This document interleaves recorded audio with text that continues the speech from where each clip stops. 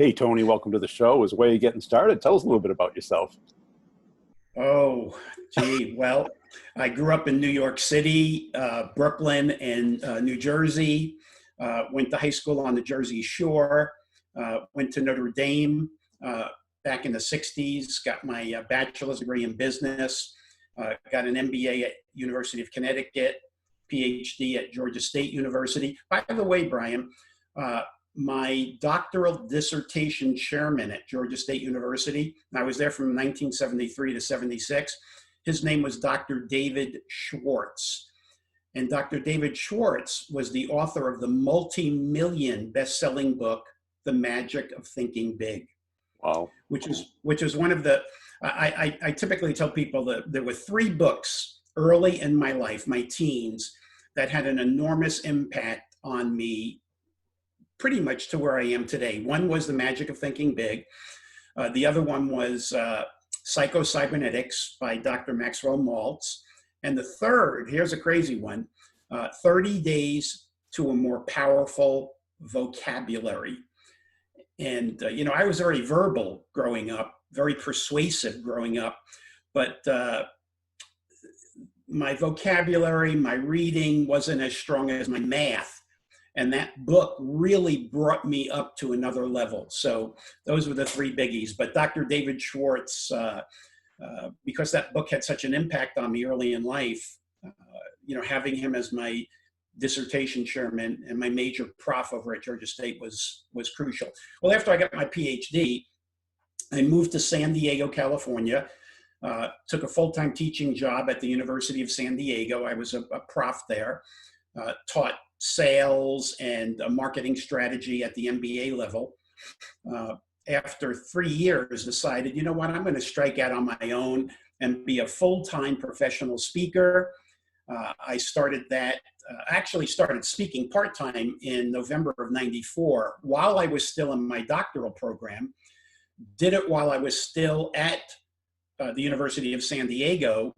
And in late '78, I had to make a decision. Do I really want to make full-time university teaching my lifelong job, or do I want to dip my toe into full-time professional speaking, which is really what I did. So in January of 1979, I struck out on my own. Was fortunate that that month, my new book came out, my first book called Non-Manipulative Selling, my first 8 cassettes audio album called Non-Manipulative Selling, and I struck out on my own. And it was literally at that point, and I'm pretty sure it was at that point, where I was giving a speech for Century 21, the big real estate company, was way big back in the late '70s. And one of the things they gave us was a booth where we can, between our speeches, where we could sell our product. So I had my book, Non-Manipulative Selling, there. And the person who had a booth next to me was a guy named Jim Cathcart. Do you know that name? It sounds real familiar. Jim Cathcart, Hall of Fame speaker, probably got every award in speaking. He was the Speaker of the Year for Toastmasters. He got the what we call the Cavett Award, which is really the Oscar of speaking from the National Speakers Association. But he had his booth next to mine, and he came over to my table, looked at my book, thumbed through it, and said, "Hey, if I wrote a book, this would be it." And I said, "Well, why don't you just sell my book?" And long story short, we became partners in the speaking business. We're partners from that moment through 1985, when we kind of split and went our own ways, but still best friends today. We still keep in touch. But went out full-time speaking, averaged about 100 speeches a year. But in 2000, I really felt I needed to make a change. I was burning out on the travel. Right now, lifetime miles on American Airlines are 12.5 million miles. So you can imagine how much I travel. And it just was too much for me, Brian. I loved speaking, but I really didn't like all the other things that went around it, particularly the travel and the time away from family. So I decided to take this other business that I sort of had as an ancillary business, which was selling online assessments. And I decided to try to make that a full-time business. I took my entire speaking staff, spun them off into their own business called speakersoffice.com, which is a real going concern even today. I gave ownership to my key marketing person, Holly Catchpole. She owns the business. I don't own any of it right now. And I started building this assessment business. That was in 2000. Here we are, 20 plus years later, and my assessment business has grown to a significantly greater business financially than even my best year in speaking. Wow. And you know, my best year in speaking, I was in the very, very low seven figures, you know, doing 100 speeches a year at what, $15,000 to $20,000 a speech. But and as the business grew, my assessment business grew, I cut back in speaking. Here we are today, where I never have to give another speech, never have to travel, love where I live, which is in San Diego. And I will give speeches here and there, mostly for my assessment clients. But once in a while, if it's a pretty unique speech, let's say in Dubai or Paris, you know, I would consider that and say, okay. So anyway, that's my background, Brian. Probably more than you wanted to hear. No, that's good. You know, because like I described earlier, I've been following you for pretty much since the beginning, at least for me, you know, because you were one of the first people I bought the cassettes for and wore them out in the car, or you leave them in the machine and the sun hits them and they explode. Yeah. Yep. Or they warp and you can't put them into the cassette player. But how'd you get into assessments? Why did you have a passion for that? Well, back in late 1974, when I had finished my doctoral coursework, but now I was getting ready for my doctoral dissertation. And my dissertation title was I know this sounds a little academic, but it was buyer-seller similarity as a determinant of success in selling. So the premise was, if the buyer felt that the seller was more like the buyer, would they be more prone to make a purchase? And so I was just looking at demographics, age, race, you know, height, you name it, those gender. And then I went to a seminar in late 1974 where they were talking about the 4 behavioral styles. And I looked at this and I said, oh, wow. I mean, it really hit me, because my minors all the way through college, my minors were in a form of social sciences, psychology, sociology, and the behavioral aspect of the 4 styles, which they were calling at the time the driver, expressive, amiable, analytical. I just said, this is what I want to do. I mean, it really hit me. It was like, you know, kind of like love at first sight. So I went back to Dr. David Schwartz and I said, you know, I want to change my dissertation. Instead of doing it on demographics, I want to do it on this, what we would call psychographics, the styles. He said, absolutely not. Stay with what you have. It's already been approved. Finish this, get out of here. And then if you really want to pursue the behavioral styles, do it once you got your PhD in hand and you're out of here, which was actually quite good advice. But that's what got me intrigued. I started doing much more research in it. I changed the titles early on, as you probably remember from my Relationship Strategies audio program, which was with Nightingale Conant, which over the years has sold well over 250,000 copies. I changed it to director, thinker, relator, socializer, and even beyond that, Brian, I have now focused more on the 4-style model called DISC, D-I-S-C, which stands for dominance, influence, steadiness, and conscientiousness. And the reason I switched to that, away from my terminology, is probably twofold.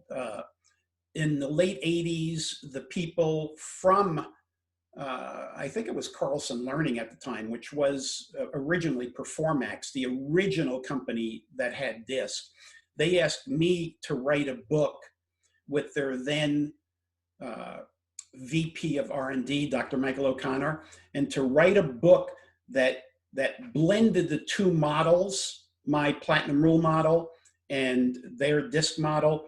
So that was one reason that kind of got me into DISC, but also it is way, way more popular worldwide than the Platinum Rule was. So I went with the DISC, and that really is our big thing right now. We have a lot of different assessments. We do assessments for Ken Blanchard, Brian Tracy, Tony Robbins. I can go on and on. But DISC, Grant Cardone, DISC is the key. DISC is probably 80+% of all of our sales and revenue. And why is it important for salespeople to be aware of this?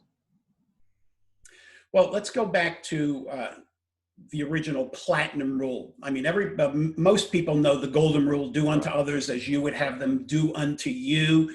I believe in that rule 110% when it comes to values, ethics, honesty, consideration. There's no better rule than the Platinum Rule. But when it comes to one-to-one communication, in a world of increasing diversity, which we're in now, you need to understand that not everybody wants to be treated the same way as you do. Heck, I learned that firsthand when I moved from the East Coast, growing up in New York, New Jersey, and moving to San Diego. What worked in New York backfired in San Diego. So the Platinum Rule, which I created way back in the 70s, was do unto others as they would have you do unto them. In other words, treat people the way they want and need to be treated. So, that really is the key concept of what I preach. Yeah. And it's one of the things that I found in the very best salespeople. I call it like the outward mindset, being able to have empathy, interest, curiosity, and awareness of the other person. Instead of you assuming they are like you. They're a New Yorker, exactly. They're a San Diegoer. And I felt the same thing, because when I first got into sales, I had a huge territory. And you fly into Atlanta one day, very different than flying into Dallas the next day, very different than going to DC the third day. And there's not just geographic difference, how many words per minute they speak. You're selling to an engineer, and then a first line manager, and then an owner, all have very different concerns. Very, very different. You name it. The key is adaptability, which is what you're talking about. Adaptability is your ability to change your approach or your strategy depending on the situation or the person you're dealing with. No different than that age-old saying, Brian, when in Rome, do as the Romans. Right. Don't expect the Romans to change to you. That's right. Exactly right. Exactly right. What's the first stage? Is it analyzing yourself, getting an assessment on yourself to see what type of person you are? Yeah, I would say that certainly is a starting point. What is your style? My style, when we go to the DISC model, I'm primarily a high D, high I. And when we talk about DISC, dominance, influence, steadiness, and conscientiousness, it is truly a rarity that somebody is only one. We are a combination of all four. Right. It's just what percentage of each are we? So I'm a very high percentage D, a little bit lower I, and then much lower S and C. Now, so knowing that, I know that I tend to talk naturally. I tend to talk more than I listen. I tend to be more impatient. And knowing that tells me that when I'm with somebody who is, let's say, an S or a C, who is slower paced, not as assertive possibly as I may be, I need to slow down. I need to listen more than I talk, and I need to be more patient. So it's a learning process. Yeah. And how do people learn this? Is it just being aware and practice, or is there particular steps they should go through? Well, I think it helps learning about this whole concept of DISC. Yeah. I don't think you need to go through that. I mean, that's not a mandatory thing. I believe that if you, okay, let's look at what people can do without even going through this whole DISC process. And that is listen. All right. When I listen, okay, when I talk, I only know what I know. But when I listen, I not only know what I know, I also know what you know. How can I possibly be a person who can solve a problem from, let's say, my children, or make a sale without first doing my information gathering by asking questions? How could you possibly solve a problem without discovering what the problem is? So more than anything else, Brian, listen more than you talk. And based on the answers you get, develop your subsequent questions based on the other person's answers. So that would be the first thing I would do. Now, if you really want to get into understanding personality and behavioral style, certainly I would go through either taking the online DISC assessment. With our report, there's a lot of different companies that have DISC assessments. We are not the only one. We're not even the biggest. But most of them, when you take the DISC assessment, they give you your analysis. So it's very descriptive of you. What we do with our reports, it's almost 50-50 descriptive of you based on how you answer the questionnaire. But the second half of it is prescriptive. In other words, it's a learning process of how do you now use this with each of the 4 styles? How do you identify somebody's style? How do you adapt? How do you teach, train, sell, service, lead?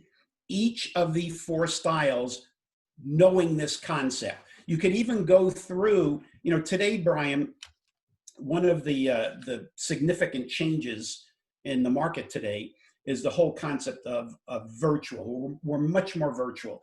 Virtual communication, virtual learning, virtual sales and service. Everything is moving more toward virtual, just like we're doing right now. Instead of you and I sitting in your office in a studio doing this interview, we're doing it right now, and it looks like we're right next to each other. So in this whole realm of virtual education, to me, is truly significant. The more you learn, the more you earn.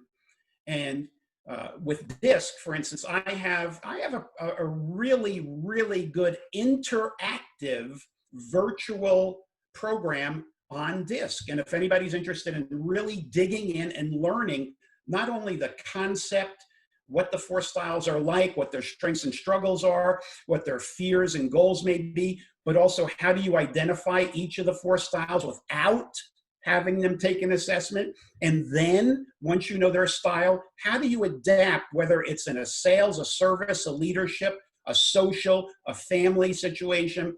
So it kind of goes through this whole thing. It's a virtual learning program on DISC.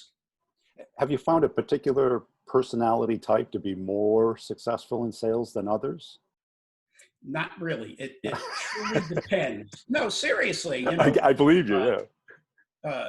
A lot of people believe that the I style, the influence style, is the best salesperson. And I would say it's like taking somebody who is naturally good at sports, and they will, if there is no training at all, they will excel more than other people who are not naturally good. However, give me somebody who is naturally good. Let's take a sport. Let's take baseball.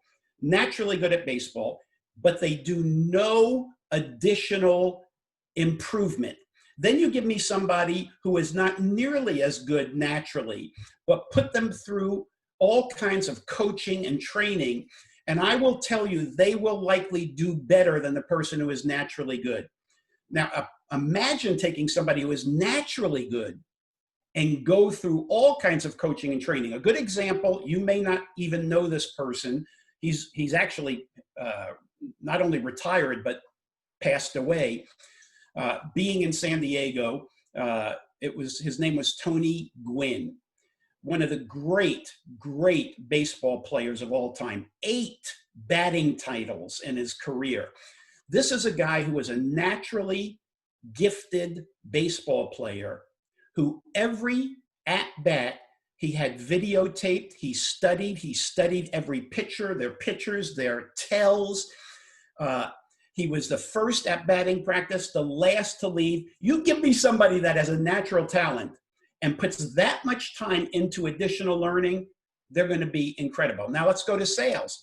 Give me somebody who is not naturally gifted in sales and put them through training, they will excel. But somebody who is naturally good at selling and put them through training, they will be a superstar.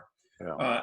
So just one more thing about, selling, is there one style that's naturally good at selling? A lot also depends on who they're selling to. Exactly. Give me a high I selling to an engineer with no adaptability, they're going to fail. So, I mean, it really depends. What are they selling? Who are they selling to? What is the length of the sale? There's some sales that are one call. There's some sales that are lengthy, multi-call sales. There's a lot of variables that go into it. Is it an inexpensive product, an expensive product, a simple product, a complex product?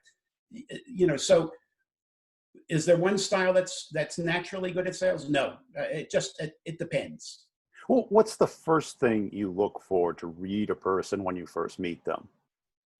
Yeah, I look for 2 things. Well, first of all, I like to ask open-ended questions. Tell me a little bit about your business. What are the 3 key things that are affecting your business or your customers today? Something like that, rather than a simple 1 sentence or 1 word question like, is your business good today? That's a yes or no. How's business? Yeah. Yeah. I just want a broad, open-ended question so that I get them talking. So now I can listen. I not only listen to needs, because needs tell me what to sell, but I also listen for their style, because that tells me how to sell. And what I listen for are 2 things. I listen for whether they're more open or guarded. That's number 1, or more task or relationship oriented. That's the same thing. Or whether they're more direct or indirect, which is more faster paced or slower paced. Those are the 2 decisions. So is the person more task oriented or relationship oriented? Is the person more direct or indirect, or faster or slower paced? And when I can make those 2 decisions, just listening to this person, it will tell me, hey, if the person is task oriented or fact oriented and fast paced, they're a D. If the person is more relationship oriented, more open in their communication and faster paced, they're an I. If they're slower paced but more relationship oriented, they're an S. If they're slower paced but more task or guarded, they're a C. That tells me their style. Those 2 either or decisions. Is the person more task or relationship oriented? Is the person faster or slower paced? Boom. I think that's really important to read, because I learned very early in my sales career, is this person a talker or a listener? Because the introverts don't want a bunch of questions. They want to hear you tell a story or present. The talkers don't want to hear your story or presentation. They want to tell you exactly what's wrong and if you can help them. That's exactly right. And if you misread it, you're not on the same page. And I always loved the people who wanted to talk, because I like to listen, I like to ask questions, and I don't like to present.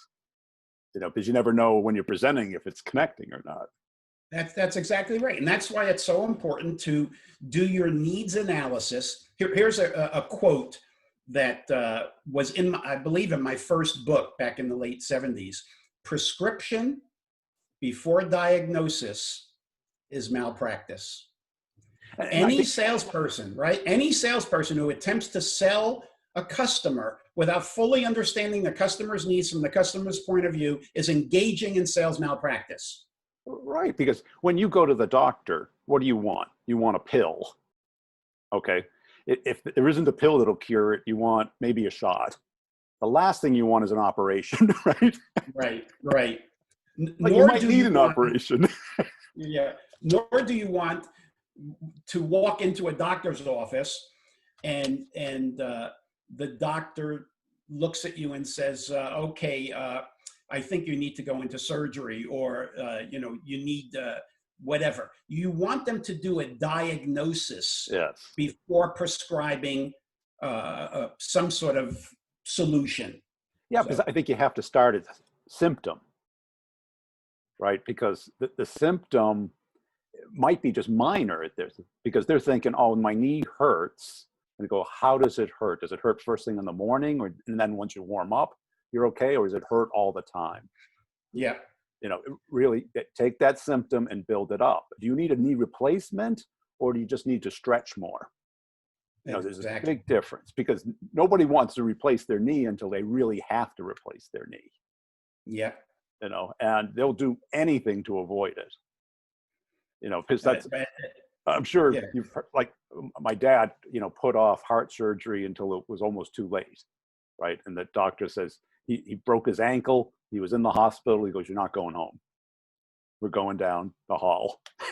Yeah. And I think that's the way people are sometimes. But otherwise, you have to turn that symptom into the problem, talk about the alternatives and the implications of the alternatives. I don't think you get people to move very fast. Yeah. And by the way, there's when I talk about the sales process, I say there really are two things you want to discover from a customer. And this isn't, it could be either or both, either or both. Uh, Problems that they're experiencing that you can help them solve, or opportunities Yeah. that they have not taken advantage of that you can help them seize. So problems to solve, opportunities to seize. So one or the other, or even both. Both, So yeah. that's crucial. Right, because I'm sure people come to you and they want to become better, but they really don't want to talk about what they're not doing right. And because it's very unusual that somebody has this outward mindset, because it takes a long time to develop it.